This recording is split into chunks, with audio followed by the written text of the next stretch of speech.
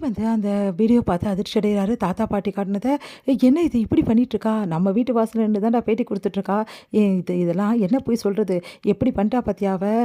இவ்ளோ மோசமா நடந்துட்டுருக்கா." அப்படின்னோன ஓடி வராரு வெளிய. இங்க வந்து ஓடி வந்துட்டு, "எல்லாரும் நிறுத்துறீங்களா?" அப்படின்றாங்க. தாத்தா, பாட்டி வந்து தாத்தா ஓடி வந்து சொல்றாரு, "எல்லாரும் நிறுத்துங்கம்மா. ஏம்மா இவ்ளோ பண்றீங்க? எதுக்காக இப்ப பேட்டி காட்டிட்டு இருக்கீங்க?" அப்படின்னு சொல்லிட்டு, உடனே வெண்ணிலாவையும் அவங்க மாமாவையும் பார்க்குறாரு. "இப்படி பண்ணிட்டீங்களே! இது நியாயமான்னு?" சொல்லிட்டு தாத்தா கேட்குறாரு. அதுக்கு வந்து அமைதியா இருக்காங்க அவங்க. அடுத்து வந்து இங்க இங்க பாருங்க, இவங்க சொல்றது எதுவுமே நிஜம் கிடையாது. தயவுசெய்து எல்லாத்தையும் ஆஃப் பண்ணுங்க கேமராலாம் அப்படின்னு சொல்லிட்டு விஜய் பயங்கரமா கத்துறாரு. அப்ப வந்து ஏன் சார் இப்படி சொல்றீங்க? உங்களுக்கு இவங்க தான் முதல் ஒய்ஃபாமே. 2வது இப்ப கல்யாணம் பண்ணியிருக்காங்களோ, ஒரு பொண்ண ஏமாத்திட்டு இன்னொரு கல்யாணம் பண்றது தப்பு இல்லையா சார்? இவ்ளோ பெரிய சொசைட்டில இருக்கீங்க, இப்படிலாம் பண்ணிட்டு இருக்கீங்க தப்பு இல்லையா சார்? அப்படின்னு கேட்குறாங்க. யார் சொன்னது எனக்கு 2 கல்யாணம் ஆயிடுச்சுன்னு? எனக்கு நடந்தது ஒரே கல்யாணம் தான். என் பொண்டாட்டி பேரு காவேரிங்க. இந்த பொண்ணுக்கும் எனக்கும் எந்த சம்மந்தமும் கிடையாது. நான் இவள விரும்பினது உண்மதான்.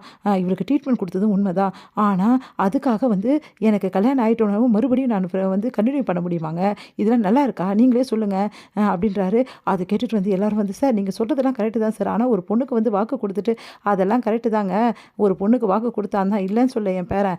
ஆனா அது குடுக்கும்போது அந்த பொண்ணு வந்து இங்க இருந்தாளா? அவளுக்கு வந்து தான் பிரச்சனை ஆயிடுச்சு. அவ வந்து இந்த ஆக்சிடென்ட்ல வந்து ஏதோ ஆயிடுச்சு அவளுக்கு நெனச்சுட்டு தானே வேற கல்யாணம் பண்ணியிருக்கான். இப்ப அந்த பொண்ண வந்து கைவிட சொல்றீங்களா?" அப்படின்னோனே, "சார் அதெல்லாம் கரெக்ட்டு தான் சார். ஆனா இவங்க வந்து பாவம் இல்லையா? இவங்க இப்ப இவர நம்பி இருக்காங்கல்ல." அப்படின்னு நம்பி இருந்தா அதுக்காக கல்யாணம் பண்ணிக்க முடியுமா? அப்போ ஒய்ஃப் எங்க போய் விடுறது? அதெல்லாம் நீங்க சொல்றதெல்லாம் கரெக்ட்டு தான் சார். நாங்க இல்லன்னு சொல்லல. ஆனா அவங்க தான் போயிட்டாங்களாமே வீட்ட விட்டு வேணான்னு சொல்லிட்டு இவங்க 2 பேரும் சேர்த்து வச்சுட்டு, யாருங்க சொன்னாங்க இதெல்லாம் உங்களுக்கு? அவங்க தாங்க சொன்னாங்க அப்படின்றாங்க. அத கேட்டுட்டு செம்மையா டென்ஷன் ஆயிரு. என்னங்க என்ன நினைச்சிட்டு இருக்க உன் மனசுல?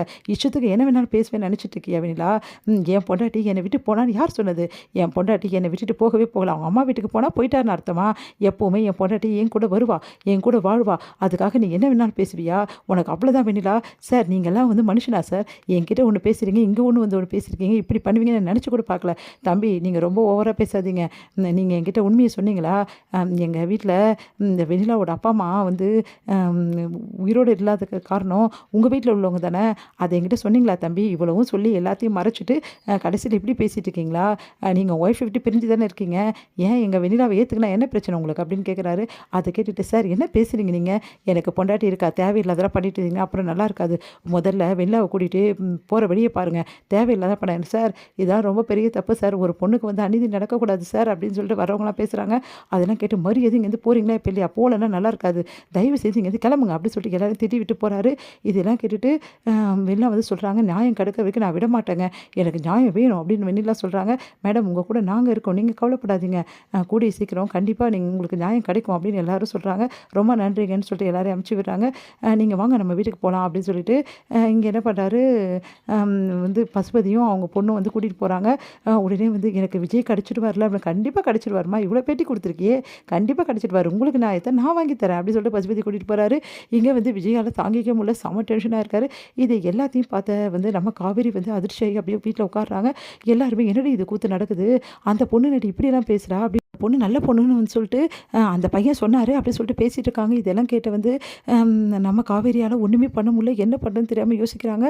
வெளில பேசுனதெல்லாம் யோசிச்சு பார்க்குறாங்க. இந்த பொண்ணு என் கூட சேர்த்து வச்சுட்டு அவ போயிட்டா அப்படின்னு சொன்னது எல்லாத்தையும் யோசிச்சு பார்க்குறேன். நான் ரொம்ப பெரிய தப்பு பண்ணிட்டேன். நான் இப்படி பண்ணியிருக்கவே கூடாது. அந்த பொண்ணு என்னமோ வேற மாதிரி நினச்சிட்டு இருக்கா. இதை விடக்கூடாது. முதல்ல வந்து ம் விஜய் கூட நான் இருக்கேன்றத அந்த பொண்ணுக்கு உணர்த்தணும் அப்படின்னு சொல்லிட்டு யோசிக்கிறாங்க. உடனே கிளம்புறாங்க. எல்லாரும் எங்கடி கிளம்புற அப்படின்னோடனே, விஜய் பார்க்க தான் அப்படின்னோடனே அவங்க அம்மா அதிர்ச்சி அடைகிறாங்க. என்ன சொல்ற காவேரி அப்படின்னு சொல்லிட்டு